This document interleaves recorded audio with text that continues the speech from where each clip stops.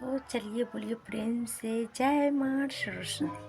तो आपको बसंत पंचमी तिथि पे मैं एक बात कहना चाहती थी। जैसे कि आप सभी बसंत पंचमी तिथि को पूजा करते हो तो कैसे करते हो। तो हम लोग जैसे करते हैं तो वैसे बता देती हूँ। तो हम लोग जितना करती हैं उतना कहना चाहिए। तो चलिए, आपको बसंत पंचमी को बहुत बहुत हार्दिक शुभकामनाएं। तो देखिए, हम एक ये कहना चाहती थी जिसकी लक्ष्मी पूजा जो करते हो तो उसमें आप क्या करते हो क्या नहीं, क्या कथा सुनते हो ये भी या नहीं। तो मैं कहना चाहती थी कि जैसे कितने लोग कहते हैं कि जब श्री रामचंद्र जी वनवास से आए थे सीता मैया के साथ तो उसमें ये मनाया गया था। और कथा जो पढ़ते हैं तो उसमें कुछ अलग सा होता है। तो समझिए, वैसे भी पूरी तरह से है कि जब श्री रामचंद्र सीता माता के साथ आई थी अयोध्या, उसके बाद ही ये उसी दिन मनाया गया था। तो दीपावली, तो हम सभी दीपावली जो मनाते हैं तो उसमें कथा जो होता है तो वो कथा अलग सी हो जाती है। जिसकी अलग सा ये होता है, जैसे कि मान लीजिए, जैसे हम कथा तो करते हैं पर कथा है एक बुढ़िया के बारे में है।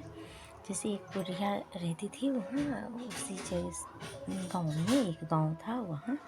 तो वो उसी ने पूजा की थी पहले। तो उसने पूजा की तो पहले पूजा करती थी तो करती रही, गणपति बप्पा को करती रही। तो इसलिए तो उसने एक, जैसे कि राजा था उसमें, तो राजा का एक महारानी जो थी ना, तो उसका एक जेवर, जिसकी मतलब समझिए हार, तो हार उसका स्नान करने के लिए नदी में गया। जैसे कि नदी में गया उसी प्रकार से वो उसका हार चिड़ी रख कर गया तो चिड़ियाँ उड़ कर ले गई। जैसे ही चोंच में डाल कर ले गई तो चिड़ियाँ जैसे ही लेकर गया तो समझिए कि चिड़िया के वैसे उड़ते उड़ते उसी बुढ़िया जो थी, जो गणपति बप्पा को पूजा करती थी, तो उसी के छप्पर, जैसे कि चार का घर रहता है फूस फास का, जैसे हम लोग ठेठी में कहते हैं फूस फास, तो उसी का घर तो ऐसा में है। तो उसने कहा, जैसे कि कहा, तो लेकर उसी का छप्पर पे गिरा दिया। जैसे कि गिराया तो वहाँ पे गया तो वहाँ देखी बुढ़िया, तो ले आई और लाई। उसके बाद पूरे राजा जो था तो वो पूरे गांव में पूरा थी प्रचार, जैसे प्रचार कहते हैं या ढिंढोरा, तो यही पिटवा दिया पूरा। तो पिटवाने के बाद उसने इनाम रखा। तो बुढ़िया गई और दे दी, जैसे ही दिया तो कहा जी तुमको कहाँ से मिला, तो हम इतना सारा इनाम देंगे। तो बुढ़िया बोली कि लक्ष्मी माँ का पूजा जो होता है वो हम पहले अपने घर में ही शुरू करेंगे विधि विधान से, उसके बाद ही आप किसी ने करेगा।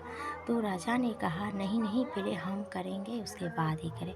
तो बुढ़िया ने कहा नहीं, पहले मैं करूँगा। बुढ़िया ही किया लक्ष्मी माता का पूजा, उसके बाद ही हुआ ये सब।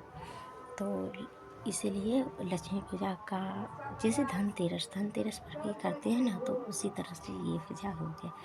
तो धनतेरस का पूजा तो अलग सा हो गया थोड़ा सा, तो इस थोड़ी गलती हो गई। तो इसीलिए धनतेरस का पूजा हुआ जो आगे बताएंगे। ठीक है, तो राधे राधे, जय जय सिया राम।